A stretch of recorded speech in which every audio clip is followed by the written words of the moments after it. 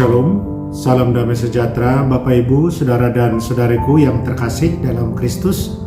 Senang berjumpa kembali dengan Anda dalam permenungan harian Sabda Tuhan, Embun Sabda di hari Sabtu dalam Minggu Advent yang pertama 3 Desember 2022. Semoga Anda sehat, tetap semangat, tetap tersenyum, dan tetap berpengharapan pada Tuhan kita Yesus Kristus.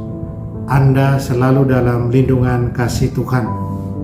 Buat saudara dan saudariku yang sakit, saudara dan saudariku yang sedang dalam persoalan besar, sedang menghadapi masalah, dalam nama Tuhan Yesus, saudara dan saudariku disembuhkan. Segala persoalan, masalah, dalam nama Tuhan Yesus, semuanya terselesaikan dengan baik. Saudara dan saudariku, hari ini saya ajak Anda merenungkan memberitakan Injil adalah keharusan, tapi dengan sukacita. Saudara dan saudariku, mari sebelum kita dengarkan dan renungkan firman Tuhan, kita tandai diri kita dengan tanda keselamatan. Dalam nama Bapa dan Putra dan Roh Kudus. Amin. Injil suci menurut Markus bab 16 ayat 15 sampai 20.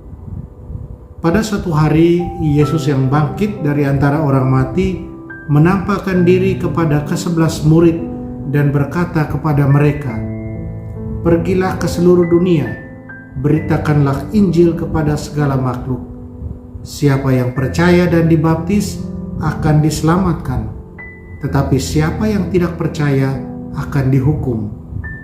Tanda-tanda ini akan menyertai orang-orang yang percaya. Mereka akan mengusir setan-setan demi namaku. Mereka akan berbicara dalam bahasa-bahasa yang baru bagi mereka. Mereka akan memegang ular, dan sekalipun minum racun maut, mereka tidak akan mendapat celaka. Mereka akan meletakkan tangannya atas orang sakit, dan orang itu akan sembuh."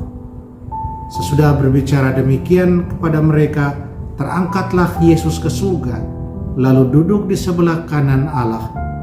Maka pergilah para murid memberitakan Injil ke segala penjuru, dan Tuhan turut bekerja dan meneguhkan firman itu dengan tanda-tanda yang menyertainya.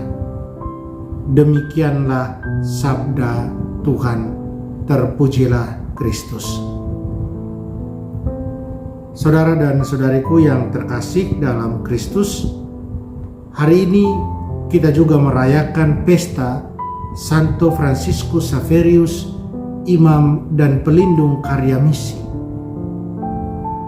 Saudara dan saudariku, seorang pimpinan kongregasi besar pernah men-sharingkan pengalamannya ketika dia bertemu beberapa konfraternya, bertemu beberapa saudaranya sekongregasi. Ketika dia bertemu mereka, dia melihat wajah-wajah yang penuh sukacita. Padahal dia sudah tahu dari sharing para sama saudara yang lain tentang mereka-mereka ini, bahwa sama saudara yang dia jumpai ini, konfrater-konfrater ini, mereka berulang kali mengalami penyiksaan, berulang kali masuk penjara, berulang kali menderita karena pewartaan tentunya. Karena apa yang mereka buat sebagai pewarta kabar baik, pewarta Injil. Dia sedikit heran, pimpinan kongregasi besar ini. Dia heran dan dia bertanya, mengapa wajah-wajah para sama saudaranya ini yang mengalami penyiksaan, keluar masuk penjara, penderitaan, mengapa wajah mereka ceria, penuh sukacita, tidak ada kebencian, tidak ada dendam, hanya sukacita. Kemudian mereka katakan kepadanya bahwa memberitakan Injil adalah sudah bagian hidup mereka. Mereka dipanggil, dipilih untuk itu. Dan penderitaan, penyiksaan adalah bagian yang tak terpisahkan dari pewartaan Injil tersebut. Demikian mereka berkisah. Dan semuanya untuk kemuliaan Tuhan, kata mereka. Semuanya untuk keagungan Tuhan. Makanya mereka selalu sukacita, karena mereka sadar ini misinya Tuhan, bukan misi mereka. Dan semuanya untuk kemuliaan Tuhan. Pengalaman dari para imam ini sama saudara ini mau menegaskan apa yang dikatakan Rasul Paulus dalam bacaan pertama, di mana Rasul Paulus katakan dengan jelas bahwa dia memberitakan Injil itu karena memang itu keharusan, bukan untuk memegahkan diri. Dan bagi dia, celakalah dia jika dia tidak memberitakan Injil. Paulus adalah seorang rasul yang tidak hidup bersama dengan ke-12 rasul lainnya, tetapi dia katakan dia rasul karena dia dipilih dan dipanggil oleh Tuhan Yesus sendiri. Kita ingat ketika Yesus menampakkan diri kepada Paulus dalam perjalanan Paulus ke Damsyik. Paulus sadar dirinya adalah rasul yang diutus memberitakan Injil, dan itu harus. Kalau dia tidak memberitakan Injil, celakalah dia. Demikian juga saudara dan saudariku, Santo Fransiskus Xaverius yang kita pestakan hari ini, pestanya kita rayakan hari ini. Santo Fransiskus Xaverius mempunyai semangat misi yang luar biasa, semangat mewartakan Injil kepada orang lain. Dia ingin orang lain tahu dan mengenal siapa Yesus. Dia mau bawa begitu banyak orang kepada Yesus. Bayangkan, dia mewartakan Injil bukan hanya di satu tempat.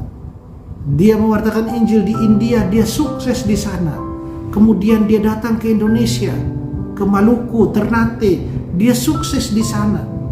Dan kemudian di Jepang, dia sukses. Dan dia wartakan itu dengan sukacita, dengan penuh kesadaran bahwa semuanya untuk kemuliaan Tuhan. Dan Fransiskus Xaverius, pewartaan terbesarnya adalah kesaksian hidup yang dia berikan selama dia berada di tengah umat.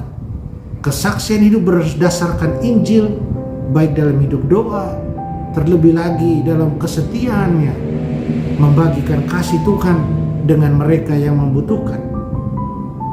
Saudara dan saudariku yang terkasih dalam Kristus, Injil Markus yang kita renungkan hari ini mengisahkan tentang amanat agung Tuhan Yesus bagi para murid sebelum dia kembali kepada Bapanya, sebelum dia terangkat ke surga.